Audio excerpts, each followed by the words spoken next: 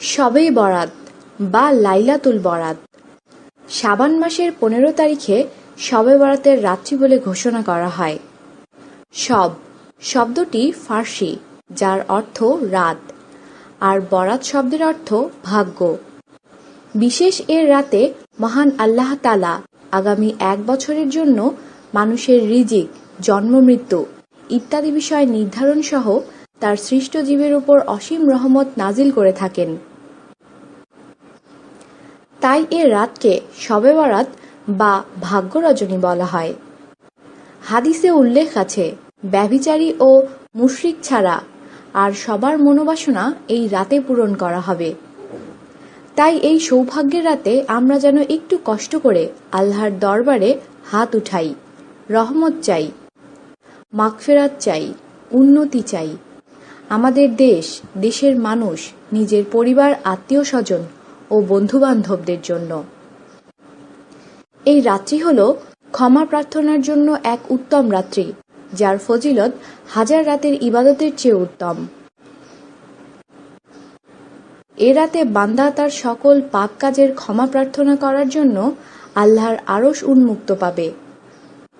তাই আমাদের উচিত এই রাতে বেশি বেশি ইবাদত করা, নফল নামাজ পড়া, জিকির করা, কুরআন পাঠ করা।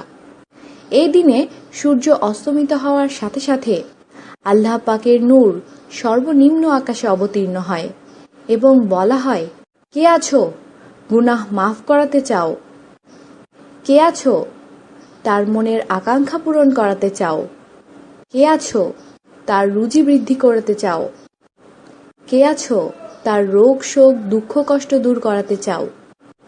এরূপ ঘোষণার সময় যদি কোনো বান্দা হাত তুলে মোনাজাত করো। শবে বরাতের নামাজ সাধারণ নফল নামাজের মতোই এই নামাজ, যা ২ রাকাত বিশিষ্ট, যত খুশি পড়া যায়। এশার নামাজ শেষ করে বেতের নামাজ পড়ার আগে এই নামাজ পড়া শুরু করা হয়। সূরা ফাতিহার সাথে যে কোনো সূরা মিলিয়ে এই নামাজ পড়া যায়।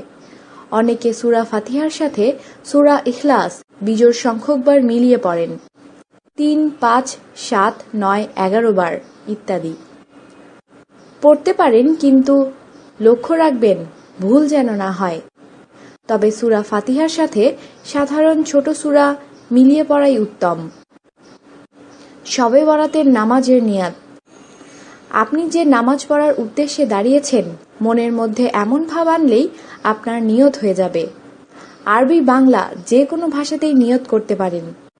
বাংলা নিয়ত করলে এইভাবে করতে পারেন: শবে বরাতে ২ রাকাত নফল নামাজ, কিবলামুখী হয়ে পড়ছি, আল্লাহু আকবার।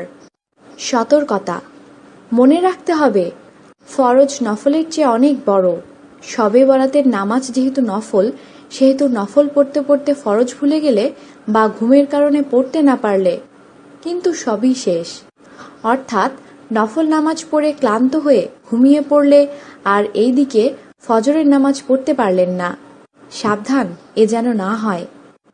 ভালো হয় শবে বরাতের নফল শেষ করে বেতের নামাজ পড়ে এরপর ফরজ পড়া। যাই করেন, নামাজ পড়েন আর ঘুমান, সমস্যা নেই।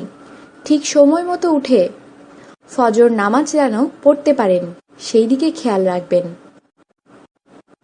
আমাদের সাথেই থাকুন আর সাবস্ক্রাইব করুন।